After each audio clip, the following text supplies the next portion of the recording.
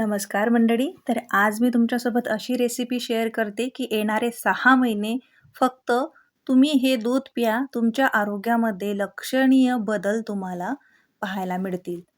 कारण पावसाळा चालू आहे, समोर हिवाळा येणार आहे आणि पावसाळ्यात आणि हिवाळ्यात भरपूर असे आजार उद्भवतात.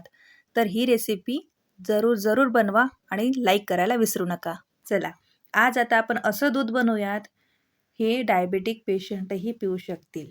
हो, कारण आज आपण याच्यामध्ये नाही साखर घातली, ना गूळ घातलं, ना गुळाची पावडर घातली, काहीच नाही. ना मिश्री घातली.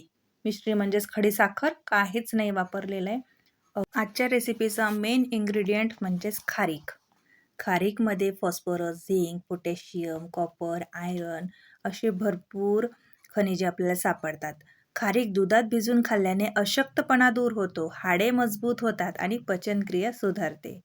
शरीराला इन्स्टंट ग्लुकोज मिळतं, ऊर्जा वाढते. यामध्ये कॅल्शियम, फायबर, लोह आणि मॅग्नेशियम भरपूर प्रमाणात असते. आजकाल मला असं वाटते 10 पैकी 7 लोकांना तर हाडांचे आजार आहेतच. पाठीचा कणा, सांधे दुखणे किंवा त्याचे झीज होणे, अशक्तपणा येणे, कंबर दुखणे, भरपूर असे आजार आपल्याला हाडांसंबंधित उद्भवतात. त्यासाठी खजूर खूप रामबाण इलाज आहे.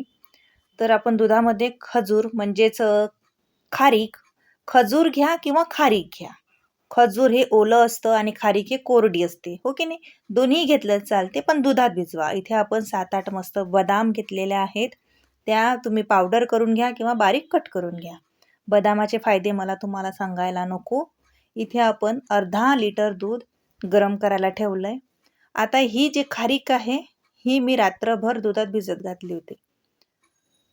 पण जर रात्री तुम्ही विसरलात तर कमीत कमी 4 तास तरी खारीक दुधामध्ये भिजली पाहिजे. आता ही भिजलेली खारीक आपण मिक्सरच्या भांड्यामध्ये काढून घेऊया. खारीकमध्ये बिया असतात, त्या बिया काढायच्या, त्याचे छोटे छोटे तुकडे करायचे, नंतर दुधात भिजवायचं.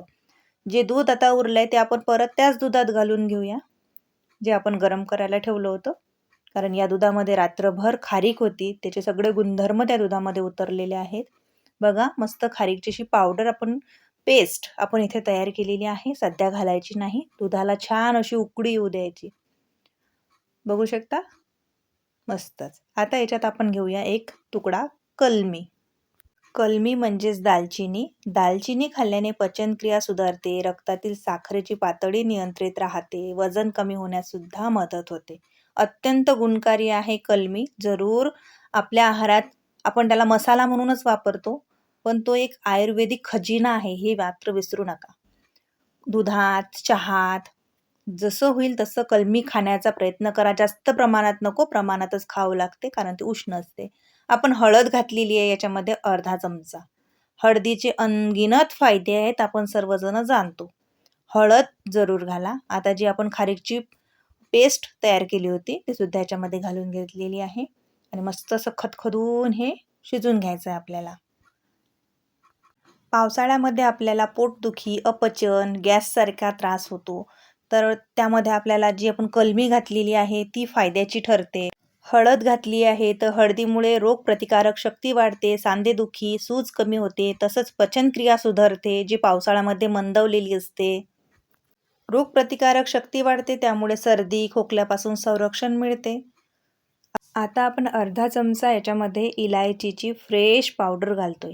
इलायची फ्रेश वेळेवरती कुटा किंवा मिक्सरमध्ये फिरवा, पण वेळेवरती, आणि ती याच्यामध्ये घाला. मग त्याची चव बघा. घरी तयार करून ठेवलेली किंवा विकत इलायचीची पावडर आणि फ्रेश बनवलेली इलायचीची पावडरची चव, फ्लेवर, जो सुगंध आहे तो तुम्ही एकदा नक्की अनुभवा. म्हणून इन्स्टंट बारीक करा आणि त्याच्यामध्ये घाला. मस्त असं शिजून घ्या खदखदून. आता सर्वात महत्त्वाचं आणि पावसाळा किंवा हिवाळ्यासाठी सर्वात सोयीचं असं इन्ग्रेडियंट आपण याच्यामध्ये घालूयात.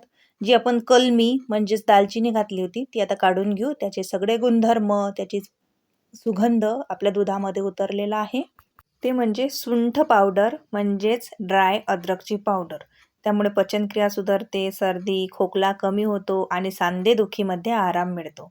आयुर्वेदानुसार सुंठ आरोग्यासाठी अत्यंत गुणकारी मानली जाते. म्हणून पाऊण चमचा सुंठ याच्यामध्ये घातली. छान असं शिजून घेतलेलं आहे आणि इथे आपलं बनून तयार आहे पौष्टिक असं मसाला दूध म्हणा तुम्ही याला किंवा आयुर्वेदिक दूध म्हणा, नाव काही द्या. घातलेले इन्ग्रीडियंट तुम्ही बघितले. अजिबात साखर घातली नाही, खडीसाखर घातली नाही, गूळ नाही, गूळ पावडर नाही. जी खारकेचा गोडवा असतो, जे आपण खारीक घातली त्याचा जो नैसर्गिक गोडवा आहे, तोच या दुधामध्ये उतरलेला आहे. कलमीतही गोडवा असतो, तो सुद्धा या दुधामध्ये उतरलेला आहे. असं या पद्धतीने या पावसाळ्यामध्ये तुम्ही हे दूध आवर्जून करून प्या. तुम्हाला खूप सारे फायदे याचे पाहायला मिळतील. डायबेटिक पेशंट असोत किंवा लहान मुलं असोत किंवा वयोवृद्ध असोत, सर्वांनी हे दूध प्यावं.